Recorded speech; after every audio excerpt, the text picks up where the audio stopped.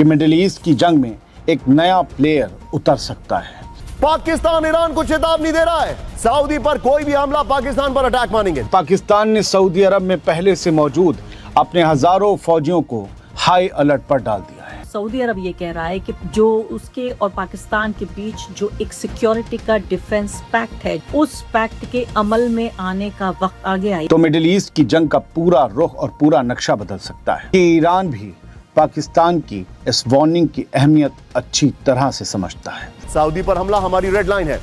अब मैं देख रहा हूं कि पाकिस्तान की लैंग्वेज और टोन चेंज हो रही है। सऊदी अरब पर हमला होता है तो पाकिस्तान पर हमला माना जाएगा, और पाकिस्तान पर हमला होता है तो सऊदी अरब पर हमला माना जाएगा। ये बहुत ही एक मजबूत पैक्ट है। अगर सऊदी अरब पर हमला हुआ तो पाकिस्तान उसे अपने ऊपर हुआ हमला मानेगा। ये हमारी रेड लाइन है। और आपको एक और पेच इस मामले का ये भी समझाना चाहती हूँ कि आप देखिए कि चीन से बेहतरीन रिश्ते हैं पाकिस्तान के, और चीन एक बड़े ताकत के तौर पर पाकिस्तान के साथ लगातार कई साल से खड़ा हुआ है। और अब ये जंग रीजनल वॉर से आगे जाती दिखाई दे रही है। पाकिस्तान को एक भाई का दर्जा दिया गया और बड़ी अपनाइयत के साथ वाला एक कुरान का हिस्सा पढ़ा गया। इससे पता चलता है कि पाकिस्तान के लिए कितना अहम है ईरान। ऐसा नहीं है कि ये डिफेंस एग्रीमेंट तो अभी हुआ है, लेकिन कई दशकों से सऊदी अरब से बेहतरीन रिश्ते हैं पाकिस्तान के।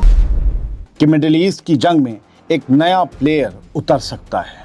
अब उस प्लेयर का नाम सुन लीजिए, पाकिस्तान। और पाकिस्तान ने सऊदी अरब में पहले से मौजूद अपने हजारों फौजियों को हाई अलर्ट पर डाल दिया है। ये ईरान वॉर में एक टर्निंग पॉइंट हो सकता है, लेकिन ईरान के हिमायती ग्रुप के खिलाफ। 16 जुलाई की रात लगते ही एक नई रिपोर्ट सामने आई है दोस्तों, और अगर ये रिपोर्ट सही साबित होती है तो मिडिल ईस्ट की जंग का पूरा रुख और पूरा नक्शा बदल सकता है। अब या तो पाकिस्तान की एंट्री से जंग और फैल जाएगी, या फिर सऊदी अरब के खिलाफ शुरू होने वाली नई जंग शुरू होने से पहले ही रुक सकती है, क्योंकि ईरान भी पाकिस्तान की इस वार्निंग की अहमियत अच्छी तरह से समझता है। 16 जुलाई की रात आई रॉयटर्स की रिपोर्ट के मुताबिक पाकिस्तान की सिविल और मिलिट्री क़यादत ने, मिलिट्री लीडरशिप ने ईरान को साफ पैगाम दे दिया है कि अगर सऊदी अरब पर हमला हुआ तो पाकिस्तान उसे अपने ऊपर हुआ हमला मानेगा। पिछले साल सऊदी अरब और पाकिस्तान के बीच यही समझौता हुआ था दोस्तों कि एक पर हमला मतलब दोनों पर हमला। ताज़ा रिपोर्ट के मुताबिक पाकिस्तान ने ईरान से कहा, ये हमारी रेड लाइन है। इसी के साथ एक और बड़ी रिपोर्ट सामने आई है। बताया जा रहा है कि पाकिस्तान ने सऊदी अरब में तैनात अपने करीब 8,000 फौजियों और वहां मौजूद अपने फाइटर जेट्स को हाई अलर्ट पर डाल दिया है। रिपोर्ट के मुताबिक पाकिस्तान अब सऊदी अरब और यमन की सरहद पर किसी भी इमरजेंसी के लिए कंटीजेंसी प्लान तैयार कर रहा है। याद रहे, पाकिस्तान ने पिछले साल सऊदी अरब के साथ म्यूचुअल डिफेंस एग्रीमेंट किया था। इसी समझौते के तहत हजारों पाकिस्तानी फौजी पहले से सऊदी अरब में मौजूद हैं। रिपोर्ट कहती है कि अब तक पाकिस्तान अपनी फौज को यमन के अंदर किसी ऑफेंसिव ऑपरेशन में शामिल करने से बचता रहा है, लेकिन अब हालात बदल रहे हैं, क्योंकि हुथीस की तरफ से सऊदी अरब पर फिर से बैलिस्टिक मिसाइलें दागे जाने के बाद पाकिस्तान ने अपनी तैयारी बढ़ा दी है। पाकिस्तान से पूछा जा रहा था, तुम्हारे उस पैक्ट का क्या हुआ कि सऊदी पर हमला हुआ तो हम हमला करेंगे। रॉयटर्स के मुताबिक पाकिस्तान को सबसे ज़्यादा फिक्र इस बात की है कि अगर हुथीस और सऊदी अरब के बीच जंग फिर से शुरू हुई तो पाकिस्तान भी उसमें खिंच सकता है। रॉयटर्स की हेडलाइन यही कह रही है। एक पाकिस्तानी अफसर ने रॉयटर्स से कहा, हमारी सबसे बड़ी सिविल और मिलिट्री क़यादत ने ईरान को ये साफ साफ बता दिया है कि सऊदी अरब पर हमला पाकिस्तान पर हमला माना जाएगा। ये हमारी रेड लाइन है। रिपोर्ट में ये भी कहा गया है कि पाकिस्तान को अब सिर्फ हुथीस के हमलों की फिक्र नहीं है, बल्कि इस बात की भी फिक्र है कि ईरान के अंदर फैसले कौन ले रहा है। रिपोर्ट के मुताबिक 2 पाकिस्तानी सरकारी सोर्सेस के हवाले से ये दावा किया गया कि इस्लामाबाद में बैठी हुकूमत को, शहबाज शरीफ की हुकूमत को ये लगता है कि ईरान में अब सियासी लीडरशिप से ज़्यादा असर IRGC का हो गया है। रिपोर्ट के मुताबिक पाकिस्तान का मानना है कि ईरान के president Masoud Pezeshkian, foreign minister Abbas Araghchi और parliament speaker Mohammad Bagher Ghalibaf के मुकाबले IRGC का असर ज़्यादा बढ़ता दिखाई दे रहा है, वही फैसलों पर हावी है। दोस्तों, पाकिस्तान के लिए ये मामला सिर्फ सियासत का नहीं है, उसकी अपनी इकॉनमी भी इससे जुड़ी हुई है। स्ट्रेट ऑफ हॉर्मुज़ में टेंशन बढ़ने की वजह से पाकिस्तान पहले ही तेल और गैस की सप्लाई पर प्रेशर यानी दबाव महसूस कर रहा है। इसी वजह से पाकिस्तान ने अपने यहाँ पहले बिजनेस आवर्स कम किए थे ताकि तेल की बचत की जा सके। और 16 जुलाई को ये खबर भी आई थी कि यमन के हूथीज़ बाब अल मंदब भी बंद कर सकते हैं। अगर ऐसा हुआ तो सऊदी अरब के साथ साथ पाकिस्तान को भी बड़ा नुकसान पहुंचेगा, क्योंकि हॉर्मुज़ तो पहले से बंद है। रिपोर्ट कहती है कि अमेरिका और ईरान के बीच बातचीत कराने में पाकिस्तान की दिलचस्पी सिर्फ डिप्लोमेसी नहीं है, बल्कि अपनी सप्लाई लाइंस बचाने से भी जुड़ी हुई है। लेकिन अब सबसे बड़ा सवाल यही है कि अगर हूथीज़ और सऊदी अरब के बीच जंग फिर से शुरू होती है और अगर सऊदी अरब पाकिस्तान से अपने डिफेंस समझौते के तहत मदद मांगता है तो क्या पाकिस्तान इस जंग में उतर जाएगा? रॉयटर्स के मुताबिक पाकिस्तान के एक सोर्स ने इस सवाल का जवाब सिर्फ एक लाइन में दिया है। कहा है, अगर सऊदी अरब हमें बुलाता है तो हम उसके साथ खड़े रहेंगे, इसमें कोई शक नहीं है, हम उसके साथ लड़ेंगे फिर। यानी मिडिल ईस्ट में ईरान में जारी जंग के अलावा एक नई जंग का ताना बाना बुन चुका है और अब ये जंग रीजनल वॉर से आगे जाती दिखाई दे रही है। पाकिस्तान ईरान को चेतावनी दे रहा है। सोचिए, सऊदी पर पाकिस्तान, सऊदी पर हमला, पाकिस्तान पर हमला मानेंगे। सऊदी पर हमला हमारी रेड लाइन है, पाकिस्तान ने कहा है। सऊदी में हूथी के मिसाइल हमलों से पाकिस्तान नाराज है। पाकिस्तान के सूत्रों से रॉयटर्स का दावा है। फ्लोर पर आइए विजय, बड़ी खबर, सऊदी में हमला, पाकिस्तान की चेतावनी। सऊदी पर कोई भी हमला, पाकिस्तान पर अटैक मानेंगे। नंबर 1, सऊदी पर हमला हमारी रेड लाइन है। सऊदी अरब में हूथी के हमलों पर ईरान को वार्निंग है। पाकिस्तान और सऊदी अरब के बीच 2025 में रक्षा समझौता हुआ है। देखिए, कोई भी देश नहीं चाहेगा जो ये विश्व युद्ध में परिवर्तित हो जाए, क्योंकि सभी को मालूम है जो अगर ये युद्ध बढ़ता जाएगा तो उनके जो हालात हैं और ज्यादा खराब होते जाएंगे, तो इसको तो ये मैनेज करने का प्रयास करेंगे। परंतु देखिए, बहुत सारे ऐसे जो युद्ध हुए, दोनों विश्व युद्ध जो हुए हैं, ये काफी हद तक एक्सीडेंटल भी इसमें एस्केलेशन हुआ है।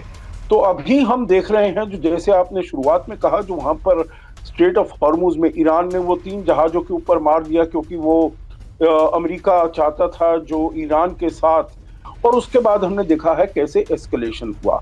मेरे विचार से दोनों में से कोई देश नहीं चाहता।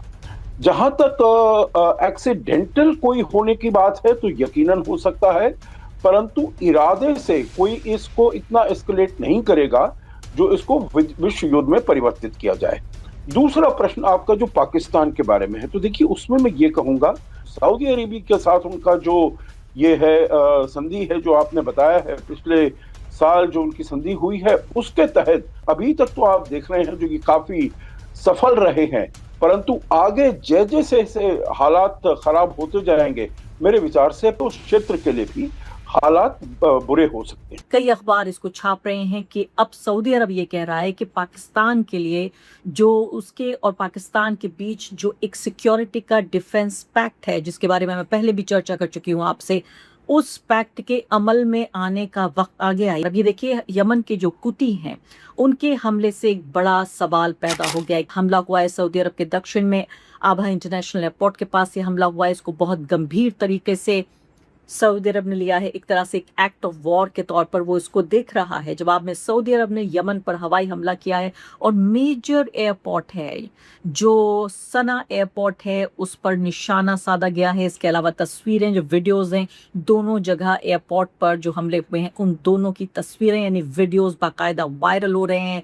पूरी खाड़ी में सऊदी अरब को अगर देखा जाए तो एक तरह से उसका खून खौल रहा है। हालांकि दिलचस्प बात ये देखिए आप कि जब मैं ईरान वहाँ मौजूद थी, मैंने देखा था, कई ईरानी अधिकारियों से भी बातचीत की और उनकी नज़र में सऊदी अरब को उन्होंने दावत तो दी। सऊदी अरब आया, अयतुल्ला अली खामनेई की जो उनका जनाजा था उसमें अपने खिराज अकीदत या लास्ट रिस्पेक्ट्स अपनी अदा करने के लिए, पे करने के लिए। लेकिन आपको मालूम है कि अलग अलग आयतें पढ़ी गई। पाकिस्तान के लिए अलग आयत थी, टर्की के लिए कुरान की अलग आयत थी, सऊदी अरब के लिए अलग थी।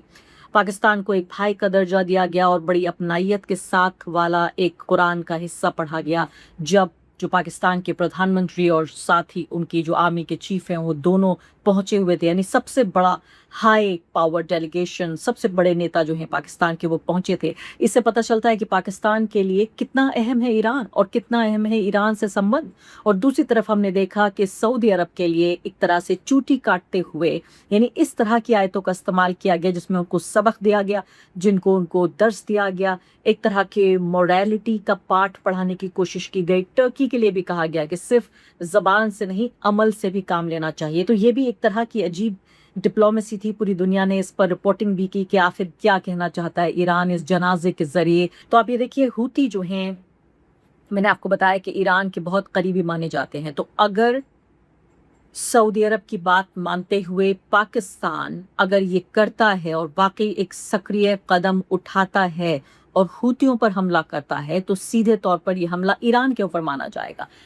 पाकिस्तान की पूरी स्ट्रेटजी आप देखिए कि पिछले करीब 100-150 दिनों के दौरान जो उनकी फॉरेन पॉलिसी नजर आई है वो सीधे तौर पर यह है कि हम किसी को नाराज नहीं करना चाहते, सबके साथ हम संबंध अच्छे रखना चाहते हैं, चाहे वो ईरान हो, चाहे वो सऊदी अरब हो, चाहे वो चाइना हो और चाहे वो अमेरिका हो। और ये कैसे एक तरह का फाइन बैलेंस पैदा करने की कोशिश कर रहा है। नेटो की जो कंट्रीज हैं उनके बीच आपस में जो पैक्ट है लगभग उसी तरह का ये एक इनके बीच समझौता है, यानी कि अगर सऊदी अरब पर हमला होता है तो पाकिस्तान पर हमला माना जाएगा और पाकिस्तान पर हमला होता है तो सऊदी अरब पर हमला माना जाएगा। ये बहुत ही एक मजबूत पैक्ट है।